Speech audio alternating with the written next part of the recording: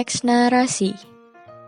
Teks narasi atau biasa disebut juga dengan teks fantasi atau teks imajinasi adalah teks yang memaparkan suatu karya atau karangan berdasarkan plot atau alur yang di dalamnya terdapat suatu kejadian, konflik, dan tokoh-tokohnya. Ciri-ciri teks narasi. Terdapat 5 ciri-ciri dari teks narasi. Yang pertama, berisi tentang cerita, kisah, atau peristiwa tertentu. Yang kedua, dibentuk dari beberapa susunan paragraf.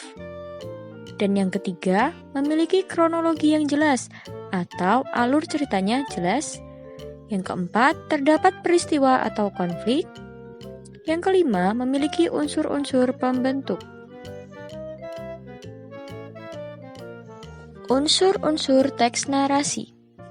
Terdapat 7 unsur-unsur teks narasi, yaitu tema, alur, tokoh, latar, sudut pandang atau point of view, gaya bahasa, dan amanat.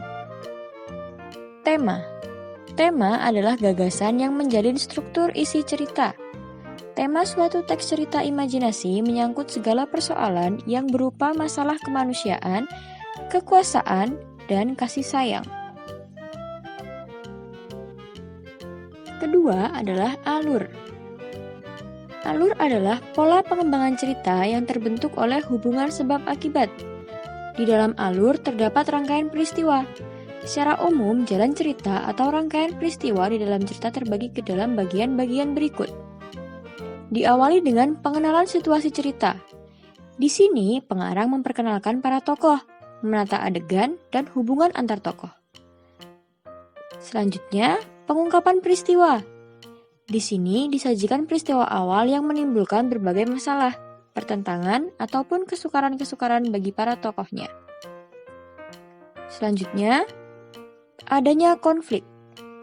Di sini terjadi peningkatan perhatian kegembiraan, kehebohan, ataupun keterlibatan berbagai situasi yang menyebabkan bertambahnya kesukaran dari tokoh tersebut. Lalu berada pada puncak konflik, atau disebut sebagai klimaks. Inilah bagian cerita yang paling besar dan mendebarkan. Pada bagian ini pula ditentukan perubahan nasib beberapa tokohnya. Misalkan, apakah tokoh pada cerita tersebut berhasil menyelesaikan masalah ataukah tidak? Yang terakhir, penyelesaian.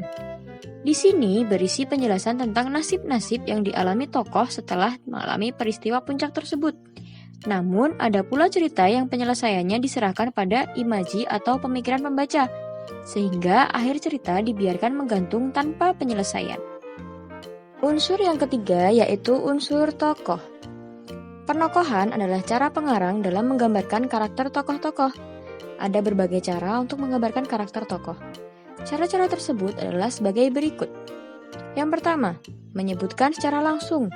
Di sini penulis akan menjelaskan secara langsung tokoh yang akan diceritakan. Yang kedua, gambaran fisik. Penulis akan menjelaskan seperti apa fisik dari tokoh-tokoh tersebut. Yang ketiga, melalui perilaku. Di sini penulis akan menggambarkan watak atau karakter tokoh dalam bentuk perilaku dari tokoh tersebut. Yang keempat, tata bahasa tokoh. Selain perilaku dan fisik dari tokoh yang akan dijelaskan, penulis juga bisa menggambarkan watak dari tokoh tersebut melalui bahasa yang digunakan oleh tokoh-tokoh yang diceritakan. Yang terakhir yaitu melalui lingkungan kehidupan tokoh. Di sini penulis akan menceritakan tentang lingkungan kehidupan dari tokoh tersebut. Unsur yang keempat yaitu latar. Latar di sini adalah tempat, waktu, dan suasana ketika peristiwa dalam cerita berlangsung. Yang kelima, sudut pandang atau point of view, yaitu posisi pengarang dalam membawakan cerita.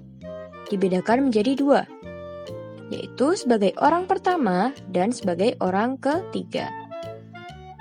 Ketika penulis menjadi orang pertama atau sudut pandang menggunakan sudut pandang orang pertama, penulis di sini sebagai tokoh utama atau sebagai tokoh tambahan.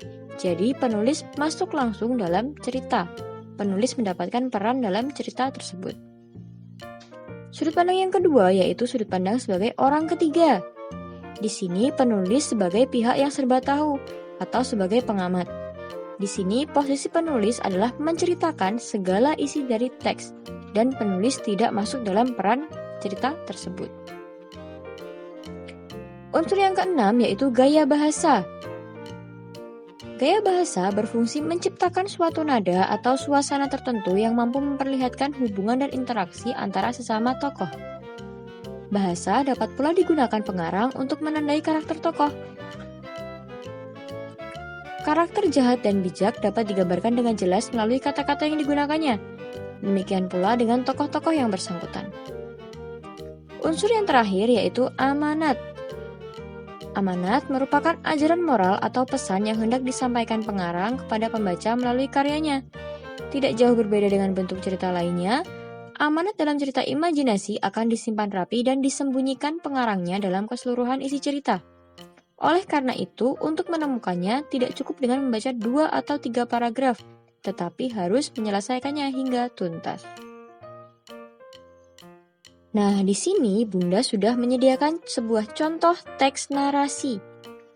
Anak-anak bisa membacanya ya.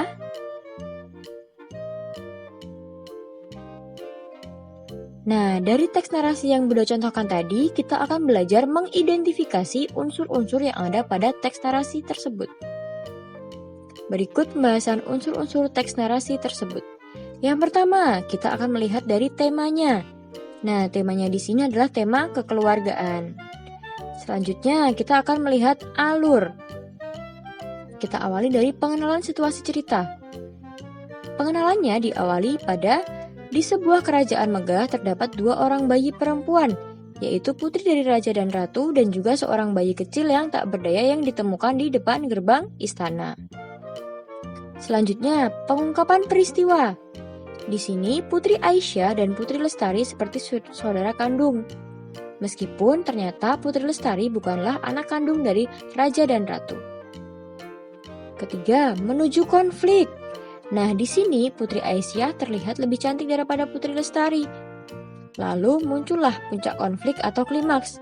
Di sini Putri Lestari berniat jahat pada Putri Aisyah karena iri akan kecantikan dari Putri Aisyah.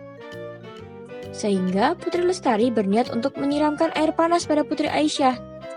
Namun, niat jahat tersebut diketahui oleh Ratu Aqua. Penyelesaian dari konflik ini yaitu Ratu Aqua menceritakannya sesungguhnya tentang Putri Aisyah dan Putri Lestari. Selanjutnya, Putri Lestari memohon maaf kepada Putri Aisyah dan tidak jadi melakukan niat jahatnya. Unsur yang ketiga yaitu unsur tokoh. Di sini terdapat 4 orang tokoh, yaitu Raja Purna, Ratu Aqua, Putri Aisyah, dan Putri Lestari. Latar terjadinya cerita tersebut adalah di lingkungan kerajaan. Yang kelima, sudut pandang yang digunakan adalah orang ketiga, di mana penulis serba tahu dan dia tidak termasuk berperan dalam cerita tersebut. Yang keenam, gaya bahasa. Gaya bahasa yang digunakan pada cerita ini yaitu menggunakan gaya bahasa imajinatif, yang mengajak pembaca untuk sama-sama masuk ke dalam cerita tersebut. Terakhir, amanat. Di sini amanat yang terkandung adalah bersikap baiklah kepada siapapun, terutama kepada orang yang sudah sangat berjasa dalam hidup kita. Di sini contohnya adalah keluarga dari kerajaan yang sangat baik hatinya untuk menolong Putri Lestari. Meskipun Putri Lestari sudah berniat jahat kepada Putri Aisyah, tetapi ternyata pihak kerajaan tetap bersikap baik kepada Putri Lestari, sehingga Putri Lestari mengurungkan niat jahatnya untuk Putri Aisyah. Terima kasih. Nah, dari bunda-bunda, anak-anak pasti sudah paham ya. Jika anak-anak masih ada yang ditanyakan, anak-anak bisa bertanya di chat room yang ada di e-learning.